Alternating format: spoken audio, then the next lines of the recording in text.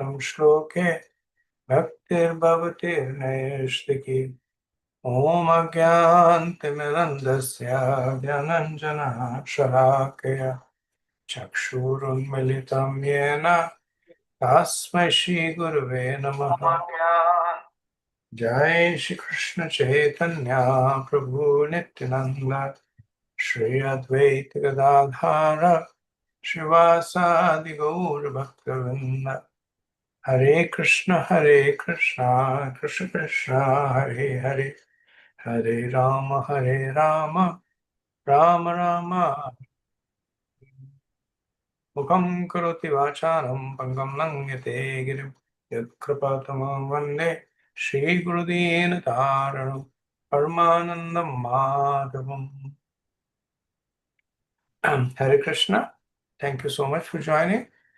So last time we finished the 9th chapter of the 6th canto, the appearance of Vritrasur.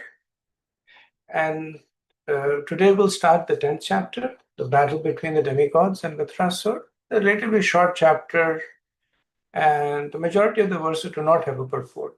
It's mostly a description of the battle between the two. The next chapter is the preaching by Vritrasur, and that has a lot more. It's more substantive in terms of purports. Okay, so the chapter has 33 verses divided into 3 sections.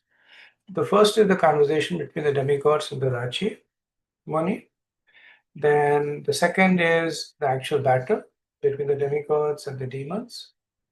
And then the last 4 verses are the beginning of Vritrasur's speaking. It continues in the next chapter.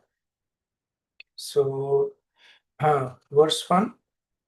Shibhadrayaneruvacha Indram samadishya Bhagavan Vishwabhavanaha Pashyatam animeshanam tatrevana tadeharihi.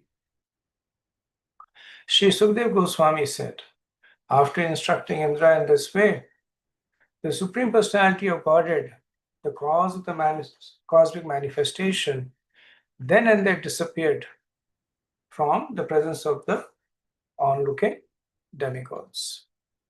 Right, so if you remember, the instructions by the Lord were for the Devas to approach the Dicimini, beg for his bones, and then Vishwakarma would craft a weapon, the Vajra, from the bones, and then the Deva should once again attack Vritrasur, and Lord Vishnu had assured that being imbued by the weapon, also being imbued by his potency, will ultimately give victory to the Devas.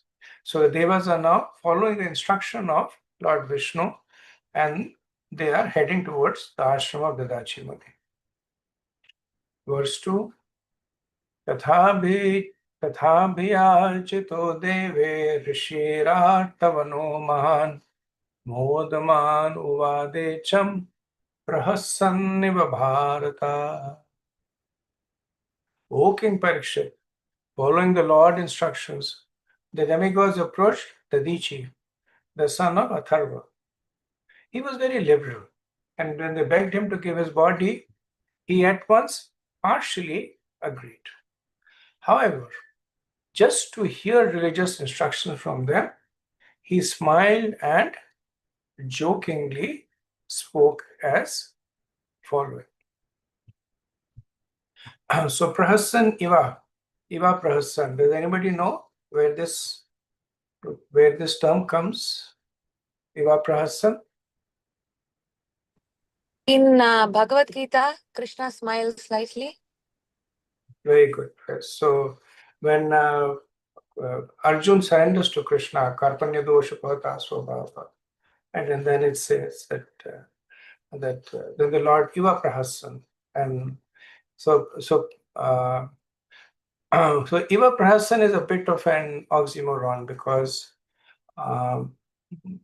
so those who are rasacharyas, they basically classify the smiling in different categories. And there is the smiling which does not reveal the teeth. Then there is the smiling that reveals the teeth. Then there is a smiling that is accompanied by a loud sound. Right? There is a smiling that is sarcastic. So prahasan means that uh, smiling in a big way. But Iva means somewhat. And so in the Bhagavad Gita, Iva Prahasan is described as that different ways. One is that so far Krishna was smiling because he was speaking with Arjun in a friendly exchange. But now the relationship had changed from friends to guru-disciple. So that smile was disappearing. Right? So while the smile was there, it was disappearing. And the Iva Prahasan is also because the Lord is pleased. And now that Arjuna has surrendered, he is going to speak the Bhagavad Gita, which was one of the reasons he had descended.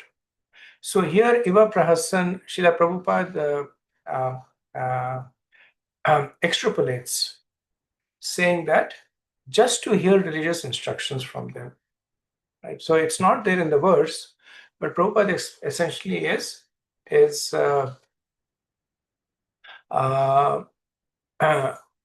expanding on the Modaman Iva Prahasan, that generally speaking, when somebody comes to you and is asking you to give up your life, smiling is not what comes to your mind right away. Right? So the Rishi is described as Atharvano Rishi Mahan.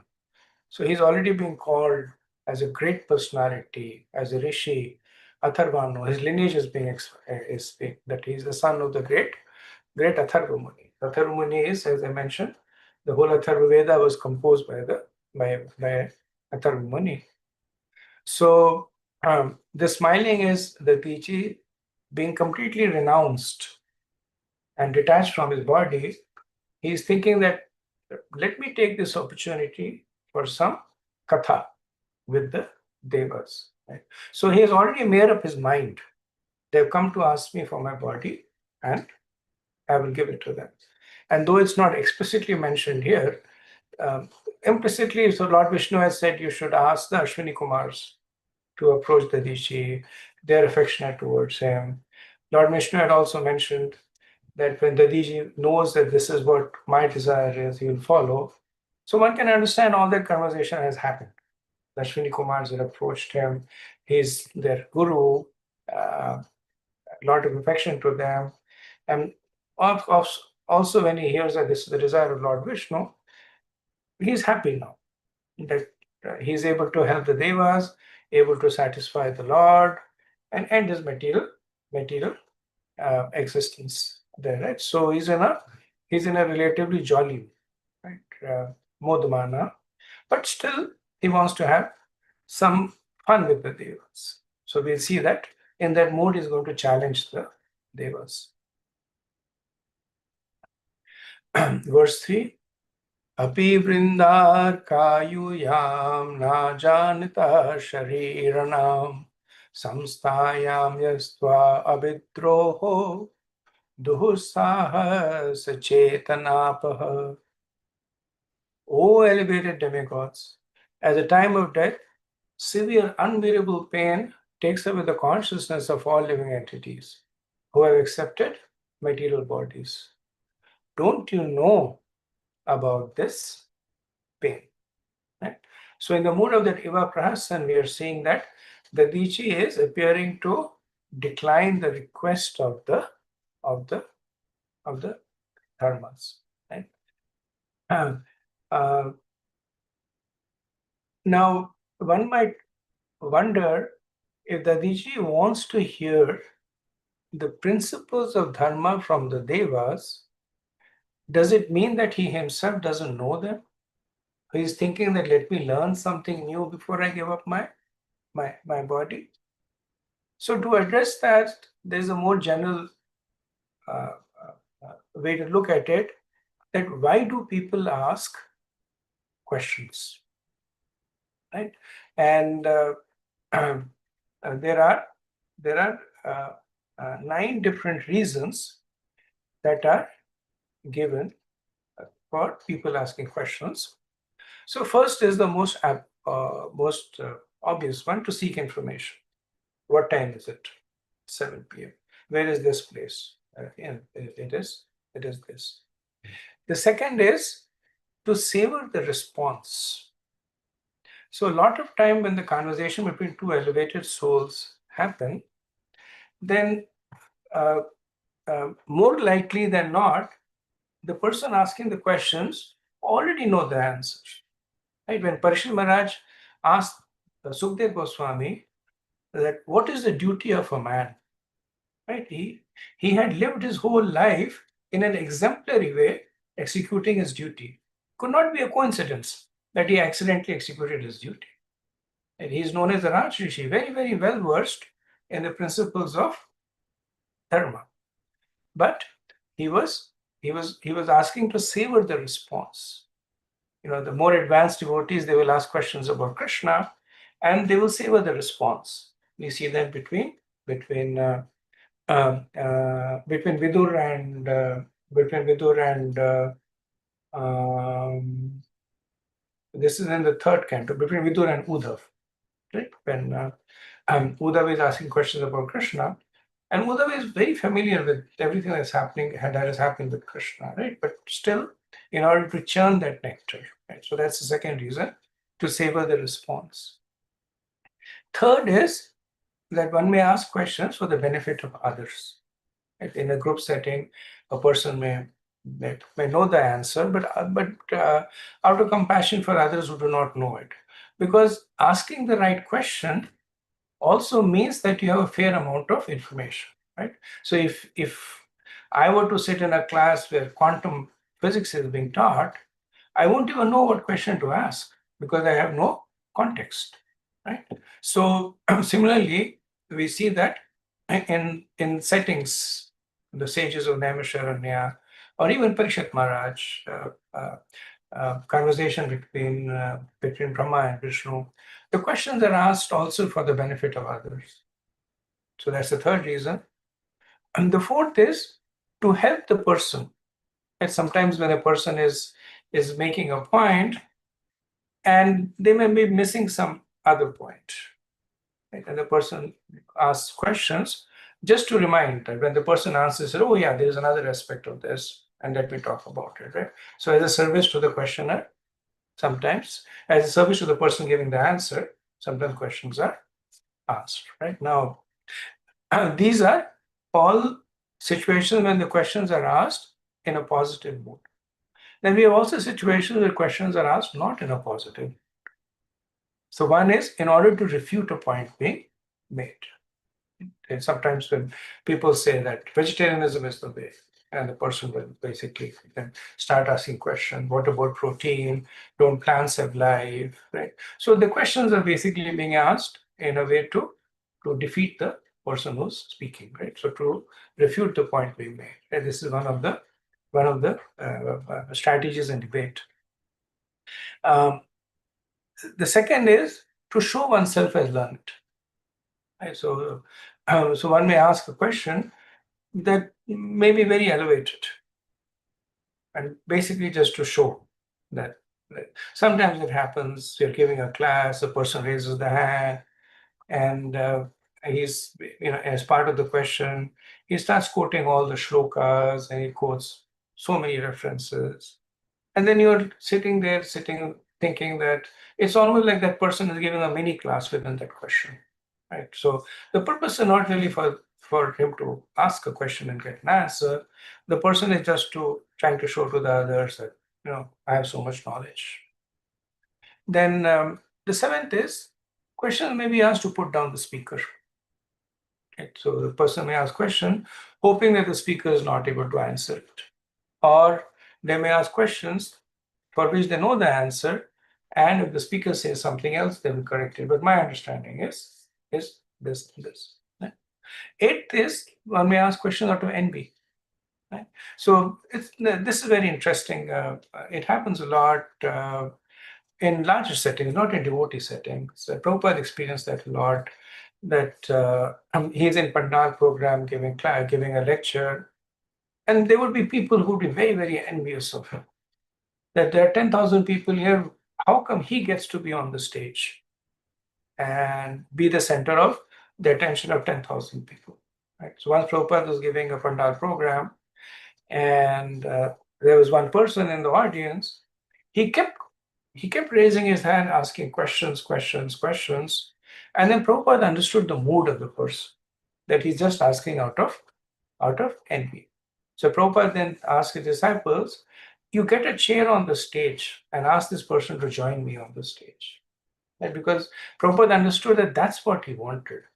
He was envious that this guru is on the stage. I am not there. I am not in the view of the 10,000 people. Right? Sometimes people ask questions there. And then finally, questions they're asked rhetorically. So, they don't expect an answer for that. Right? The question itself is a statement, right? And do you think stealing is a good idea? Or do you think eating, like mothers will say, do you think eating unhealthy food is a good idea? So, not really a question, but nevertheless framed as a question. So, in this case, the question asked by the Dachi Muni is to savor the response to some extent for the benefit of others, but also to savor the response himself. Okay, verse 4. जिजीविषूनां जिजीवानाम् आत्मप्रेस्त इह पिशत क उत्सहेत तं दातुं भिक्षमानाय विष्णवे. In this material world, every living entity is very much addicted to his material body, struggling to keep his body forever. Everyone tries to protect it by all means, even at the sacrifice of all his possessions. Therefore, who would be prepared to deliver his body to anyone, even if it were demanded by Lord Vishnu? Right, so Prabhupada says that in the purport, it is said that Atmanam Sarvato Rakshet Tato Dharmanam Tato Dhano. And one must protect his body by all means, then he may protect his religious principles and thereafter his possessions. At first body, then dharma, and then artha, and possession. So Prabhupada says no one wants to give up his body unless it is forcibly taken away. Even though the demigods said that they were demanding the Dadichi's body for their benefit, in accordance to the order of Lord Vishnu, the Dadichi superficially refused to give them his body. So he also makes this point that the Devas might say that we are following the instructions of Vishnu. The Dadichi is saying, even so, even if it is demanded by Vishnu, the body is so dear to the soul that they will protect it by all means. So, artha, dharma, kam, moksha, everything can be sacrificed for the preservation of the body. So, this discussion is, or this statement is similar to the statement given by Shukracharya when he was trying to dissuade Bali Maharaj from giving charity to Vamandev. And so he made this point that Bali Maharaj was saying that I've given my vow, and that's my dharma to protect my vow. And Shukracharya said, yes, but when your very existence is being threatened, that trumps all dharmas. Your self-preservation is the primary dharma. You give this, you allow, give the boons to Vamandev, he will take everything that you have. Now, in this case, it's not about the body, it's not so much about Bali Maharaj being killed by Vamandev, more so Bali Maharaj being stripped of all his opulence. And Shukracharya is saying, even that artha, that when artha is when your very sustenance is at stake, then it is okay. And he gives examples also. Well, Bhagavatam is not shown, but in the other Puranas, there are examples that he gives. He gives different stories, pastimes from the Puranas, where this person did this person did this. Right? So Shukracharya is now putting up a mock fight, but he's giving it his best, right? So that he wants to make the devas properly work for their request.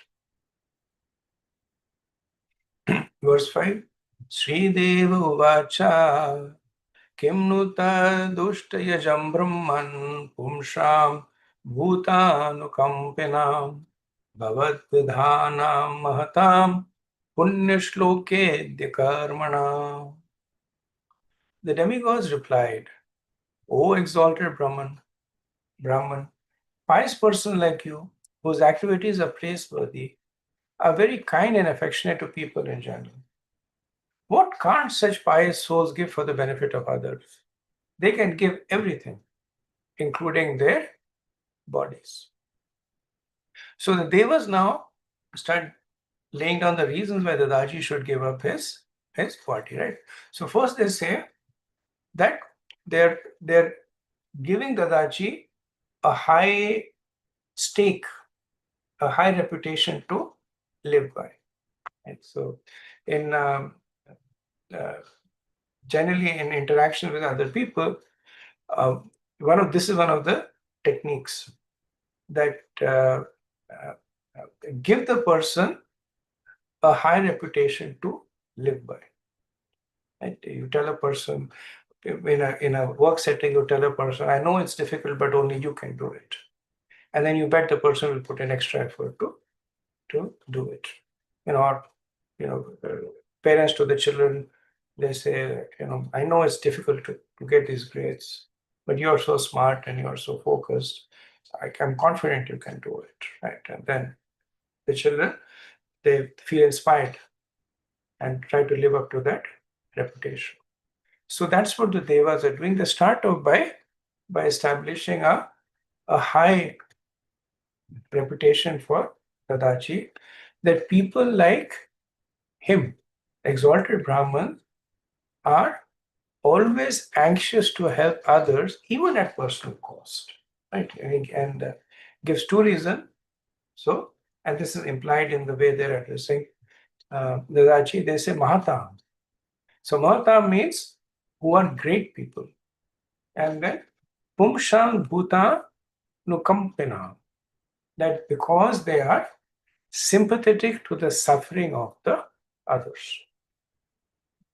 So because they have that empathy, they say my suffering is 10 units, the suffering of the others is 100 units. So it makes sense for me to take on my suffering to elevate their suffering. Now, the Dadaji might say, but still, I'm attached to my body. Why should I give it up? So Deva say, Punya Shlok Idya Karmana. So Punya Shloka Idya Karmana means whose pious activities are praised by all great souls. So you can see that when they are trying to set a higher standard for Dadaji, they're saying it's not just us who will appreciate you. History will appreciate you. Your peers will appreciate you. Well, which is factual. Dadaji is glorified for that. But this is how the devas are trying to set Dadaji up, so to speak, and motivate him to give up their body. That you are famous already, but by this you will become even more famous. So more famous, Dadaji may say, I don't care about fame. And the Deva says, no, this is fames with Punya Shlok here. This is fame with other great people. Right? So if a person is pious, he doesn't care about the fame with the general populace or the impious. But then there are people that he looks up to. And when they are appreciating him, then it is a greater impetus. So that's what the devas are saying. They're not just us, we're ordinary people compared to Dadaji. They're ordinary people. we are definitely appreciating it. But if that's not sufficient, let us tell you that punya shloka, that people who are praised by choice verses, by pious verses, the elevated residents of Satyalok and Janalok and Mahatlok, they will appreciate you, and you will become famous even in the higher planets.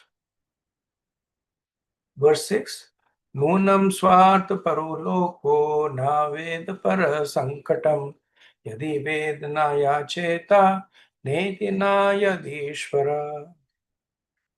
Those who are too self-interested beg something from others, not knowing of others' pain. But if the beggar knew the difficulty of the giver, he would not ask for anything. Similarly, he who is able to give charity does not know the beggar's difficulty, for otherwise he would not refuse to give the beggar anything he might want as charity. So this is in response to the Dichi's implied question that okay, this is a noble activity, but do you know how much pain I will experience at the time of death? So the Devas are now talking from two perspectives. First, they're talking from the perspective of one who is begging. So they are saying one who is begging should not beg for something that puts the other person in difficulty. So the person should not say to the other person, knock on the person's house and say, give me your house. And so the person who is well cultured, when asking, you should only ask for that which the other person can give. Conversely, a person who is giving should be aware that when a person is asking them, then it is because that person is in difficulty. So understanding the difficulty of the other person, you should not refuse to give him a charity. If somebody comes to the door and says, can you give me a little bit of food? And so when the person is standing there, then if he understands that this person is really hungry, and then he would happily given charity.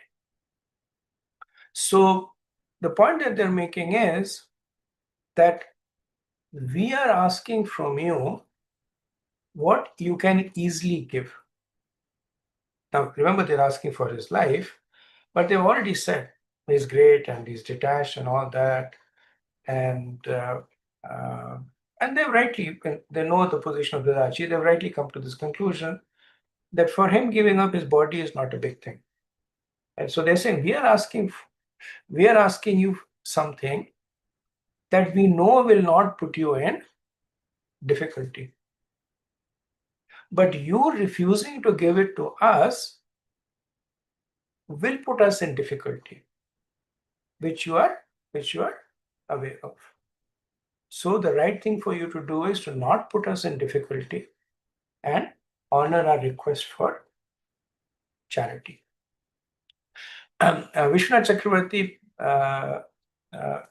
he does a little bit more analysis, churning of the verse. He says the verse has actually two meanings.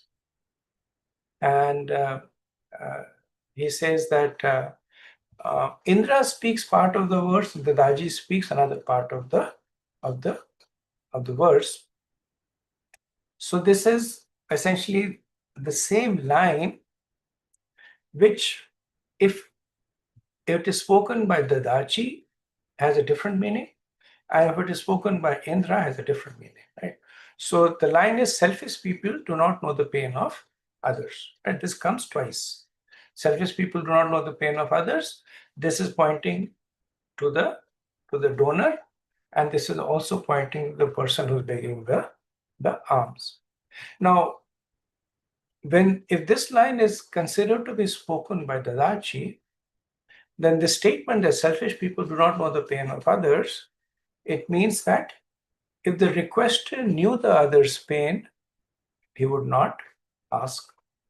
And if the same statement is made by Indra, then it means if the donor knew the requester's pain, he would not refuse. And Chakravarti Pad, he expands on the two meanings with this understanding. So from Dadaji's perspective, he translates the verse, not translated, but he expands upon it, saying that, but Dadaji is saying that those who request others to be detached, but are themselves attached to enjoyment, will not take into consideration the suffering they are asking from the donor. You, the devas, are like that. You yourself are attached to enjoying the heavenly planets and you're attached to your body. But lacking real intelligence, you're asking me to give up my life for your enjoyment. You're not qualified to be devas. Actually, you are like tigers that mercilessly kill and feast on the flesh of the other animals for their own enjoyment. And so this is Chakravarti Pa's interpretation of the verse from Dadaji's perspective. Now, he also interprets the verse from the Deva's perspective. So there, the verse says like, you are selfish. So this is the Deva speaking to Dadaji. You are selfish and attached to the enjoyment of a long life and the possession of happiness that comes from sense gratification. You are not able to appreciate our suffering caused by the attacks of a fierce enemy that we cannot defeat. If you appreciate it, then with the intelligence and knowledge of a sage, you would have said, I will give. Since you lack that discrimination, you are not a real sage because you are filled with lamentation and illusion. You are like a cow that is very much attached to its own calves, food, and welfare. So Dadachi is calling the devas like tigers who simply kill and enjoy others.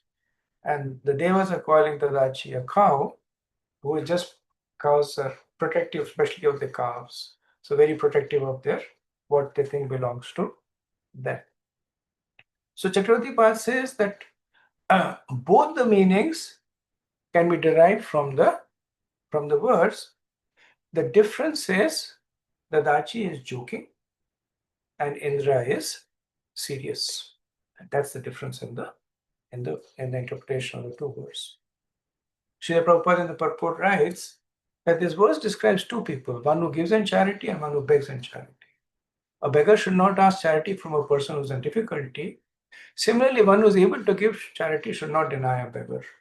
These are the moral instructions in the Shastra. Chanakya Pandita says, Sannimite varam tyago vinase niya te sati. Everything within this material world will be destroyed. And therefore, one should use everything for good purposes. Okay, let's move on to verse 7.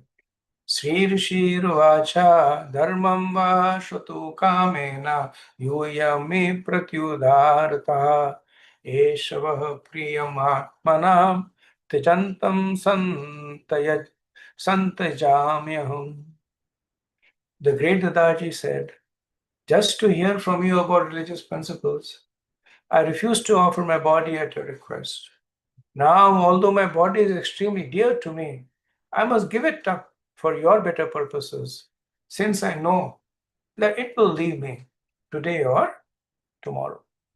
So now Dadaji, he discards his happiness. He discards his joking mode, the teasing that he has done. In 4 verses, he will talk about his position as a real, detached, exalted rishi. Right? So he says that I have heard about dharma in your answer to my refusal.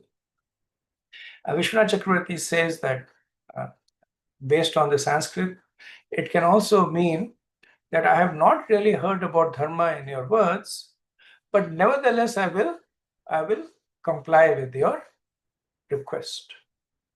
And Dadachi himself says that why does it make sense for me? He gives 3 reasons. Why does it make sense for me to give up my body?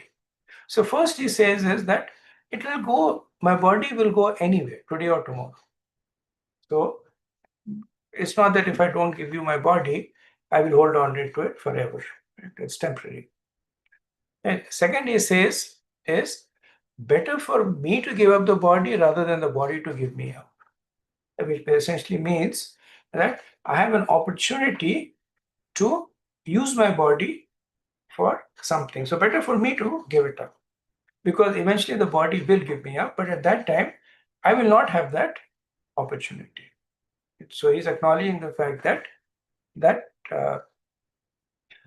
this is something by which he will help others. And the third reason he says that I'll give up my body because it is for better purposes. It is my good fortune that I am able to render service one way or the other. Verse 8. Yo dhruvenatmanatha na dharmam na yashpuman etabhut dayaya sasochyastavare. O demigods, one who has no compassion for humanity in its suffering, and does not sacrifice his impermanent body for the higher causes of religious principles or eternal glory, is certainly pitied even by the immovable beings. So we see here now that Dadachi is speaking the principles of dharma that the devas were not able to speak, which is why Vishnu Chakravarti says that Dadachi is not fully satisfied with the statements of dharma, so he himself is putting that there. So the point he's making is that one who does not endeavor for dharma and does not show compassion to others is worse than immovable things. Immovable things are like trees and rocks. So one does not expect that jad. One does not expect anything from them. So Srila Prabhupada, he shows this the paradukha mood of the great Vaishnavas. Right? Gives 2 examples in the purport. The first is Chaitanya Mahaprabhu accepting sannyas. Right? He was just 21 years old at the time, and 21 or 24, forget. But he was very young. He had a young wife, did not have any children. His mother was dependent on him, and he had so many things going on for him. But and interestingly, one of the reasons Mahaprabhu took sannyas to show mercy on those who were blaspheming him. They say that these people are blaspheming me and they're accruing so much of sinful reactions. But if I take sannyas, they will have natural deference to the ashram, and at least they'll be protected from there. So that's the mood of compassion. Then Prabhupada gives the example of 6 Goswamis. That 6 Goswamis, most of the Goswamis, they came from very opulent families. The Rupa and Sanatan Goswami, Jiva Goswami, the king's minister and treasurer, but Raghunath Bhatt Goswami, the son of Venkat Bhatt. So very, very, very, very rich, but they gave it all up and lived in very austere conditions, merely to show compassion to other Vaishnavas. And they rediscovered Vrindavan, established temples, places of worship, wrote literature, preached, all for the benefit of others. Okay, next verse 9. Etavanavyayo dharma punyashloke rupasita yo bhut shok harshapyam atmasochati hrishyati. If one is unhappy to see the distress of other living beings and happy to see their happiness, his religious principles are appreciated as imperishable by exalted persons who are considered pious and benevolent. Right? Almost the same point made by the Devas when they were encouraging him. And when they said that your actions would be appreciated by the Punya Shlokas. And the Rishi Muni is agreeing. Yes, that is true.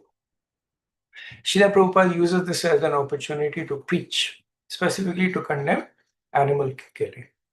Right? So he talks about the mission of Lord Buddha to promote ahimsa. He talks about how the Vedas had become convoluted, people were misusing it to kill animals, and then in this mode of compassion of not creating distress for other living entities, Lord Buddha promoted ahimsa.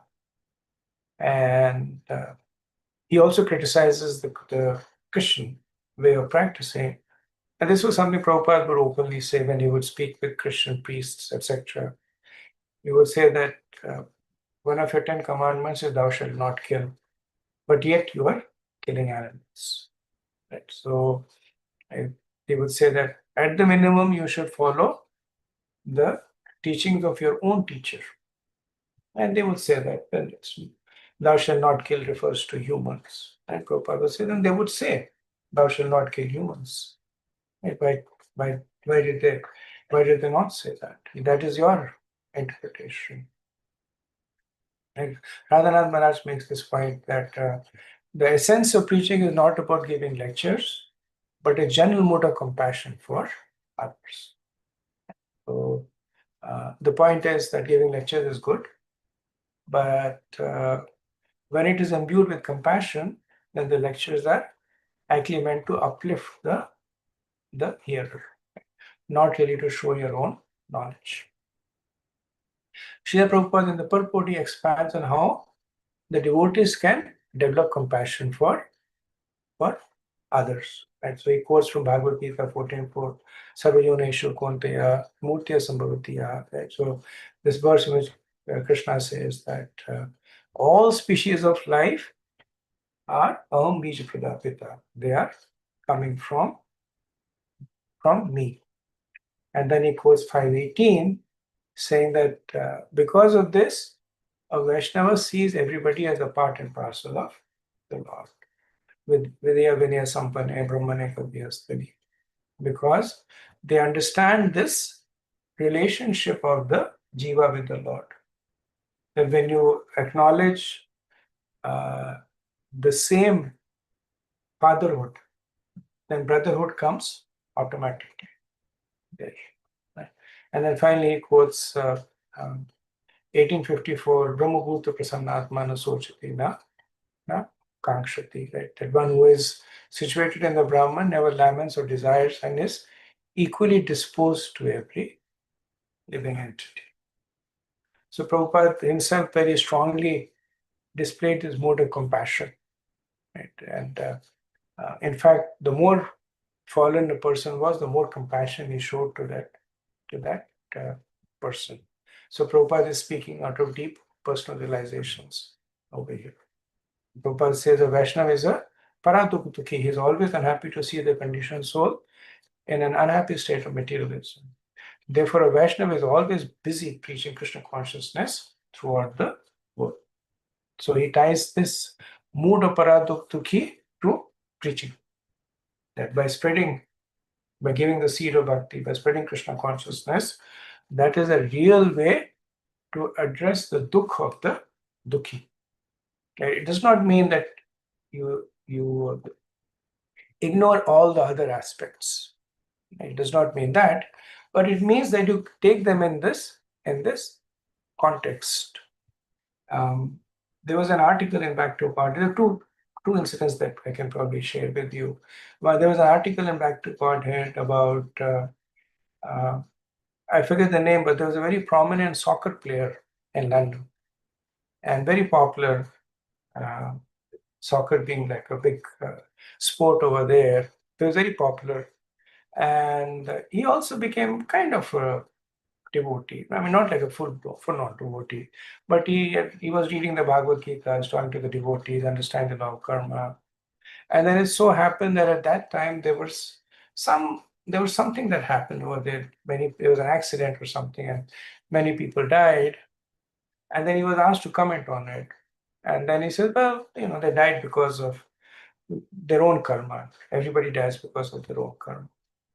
And there was a huge uproar because of that, because there was a lot of sympathy to the people who had died, and it appeared that he was being very callous, saying that you kind of died because you deserve to die. So the BTG article essentially was addressing this aspect of how to deal with paraduk. Philosophically, of course, it's true that one's suffering is because of one's own past activities, right? But that's not the Vaishnava mood of saying that you're suffering because you deserve to suffer, get away from here, right? So Paratukhi is that the person actually is able to empathize with the person who is suffering. Second is that when the 9/11 attack had happened, then there were devotees who were actually quoted as minimizing the attack. Right, so they were saying different things that um, law of karma, everybody reaps what they sow. The body is going to go anyway, if not tomorrow, then today. So different aspects of soul is eternal. And at that time, Hridayanand Maharaj, he wrote an article. This is on. This was also in Back to Godhead in the November edition of 2001. And I'll read excerpts from it because it was essentially a letter that he had written to his disciples. And he says that some people are saying it's just a fight among the materialists, so we as devotees should not worry about it. Or some people are saying that it's just people suffering their karma. Right. So, and then he goes ahead and criticizes. He says, Krishna says in 632 that a perfect yogi who by comparison of his own self sees the true equality in all beings in both their happiness and distress. Meaning of which is that you should be equally empathic to them in their distress. And he quotes Prabhupada in the purport that a perfect yogi is aware of everyone's happiness and distress by the dint of his own experience. In other words, the devotee of the Lord always looks to the welfare of living entities, and in this way is factually a friend for uh, uh, everyone. So it's a long and an interesting article, and well, not a long, but a little bit too long for me to read in this. But when I was kind of researching this verse, came across this article. I found it very interesting because it kind of teaches how devotees can deal with situations that philosophically may take you in a different way, but experientially should be handled in a different way. So I'll put this article in the WhatsApp group for you to read. Okay, moving on. Verse 10. Aho aho kashtam paratye kshana banugrahe yanno pakuryad aswarte martyasva gyati vigrahi. This body, which is eatable by jackals and dogs after death, does not actually do any good for me, the spirit soul. It is usable only for a short time and may perish at any moment. The body and its possession, its riches and relatives, must all be engaged for the benefit of others, or else they will be source of tribulation and misery. So Prabhupada in the purport, he quotes Srimad Bhagavatam 10:22-35, that it is the duty of every living being to perform welfare activities for the benefit of others with his life, wealth, intelligence, and words. This is the mission of our life. So Prabhupada's preaching, you will see, always goes through this reasoning, right? He begins off by saying that it's the duty to perform the welfare activities for others.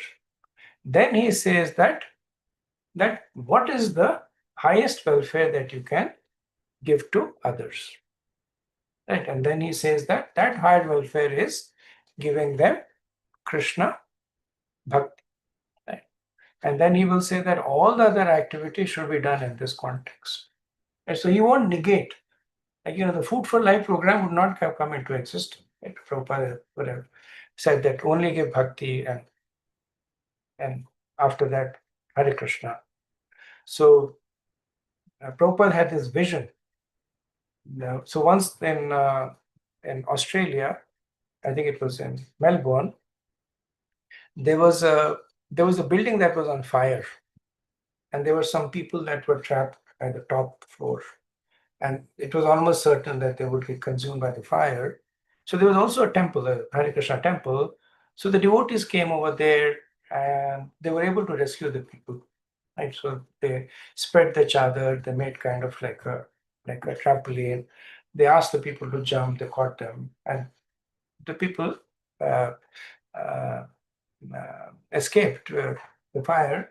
So it was in the newspaper the next day, and Prabhupada was in the clipping, and he was very, very happy. Like, he was saying that's the mood of the devotees. That when you see people in distress, if you are able to help them. Right? And the biggest distress that they have is this material existence. So the best help that you can give them is a way to escape this material existence. Verse 11. So with this, the Raji Muni he stops speaking. Now Sukadeva Goswami speaks. Verse 11. Shri Bhadrayane Ruvacha evam kritta vyavasito dadyan atharvanastanum hare bhakpati brahmane atmanam sanyanjavu. Shri Sukadeva Goswami said, Dadichi Muni, the son of Atharva, thus resolved to give his body to the service of the demigods. He placed himself, the spirit soul, at the lotus feet of the Supreme Personality of Godhead, and in this way gave up his gross material body made of 5 elements. Right?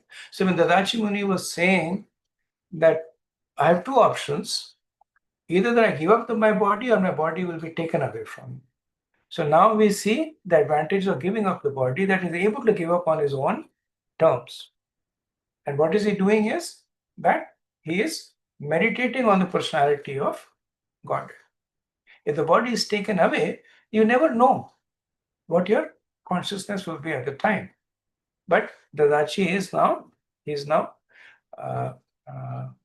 demonstrating the advantage of giving up your body, or of his giving up his body on his own terms. The verse also explains the process of a devotee giving up their bodies, right? So the gross elements of the body, they merge back into material nature. The subtle body merges back into the subtle material nature, and the spirit soul resumes its constitutional position of serving Krishna. So Prabhupada gives the example of Dhritarashtra. He says that in this regard, one may refer to the incident of Dhritarashtra leaving his body, as described in 113.55. Dhritarashtra analytically divided his gross material body into 5 different elements: earth, water, fire, air, ether, and distributed them to the different reservoir of these elements. In other words, he merged these 5 elements into the original Mahatattva. By identifying the material conception of body, he gradually separated his spirit soul from material conception and placed himself at the lotus feet of the personality of God. And then later on, Prabhupada also says that Chaitanya Mahaprabhu says, Jivar Sarupai Krishnera Nityadas. So the spirit soul resumes its position as the Nityadas of Krishna. The gross elements go back to the gross matter, the subtle elements go back to the subtle matter, and the spirit soul goes back to the service of Krishna. Okay, so let me pause over here. We have 5 minutes left and see if we have any discussion in terms of what we have read so far.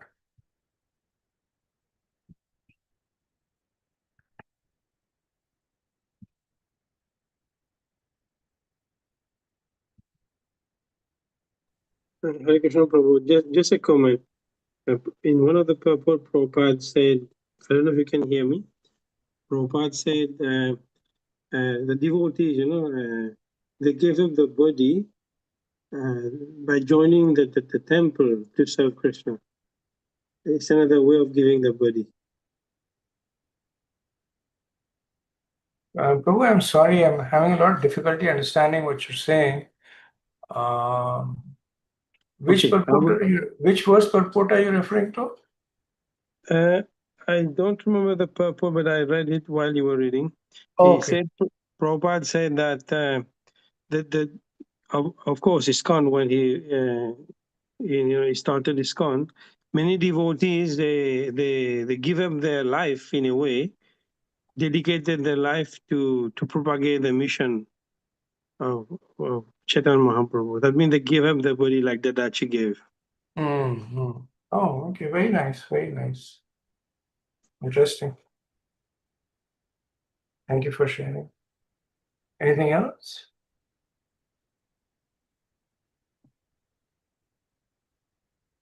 Okay, we can end here. Vanchakalpatarubhyascha kripa sindhubhya eva cha patitanam pavanebhyo vaishnavebhyo namo namaha.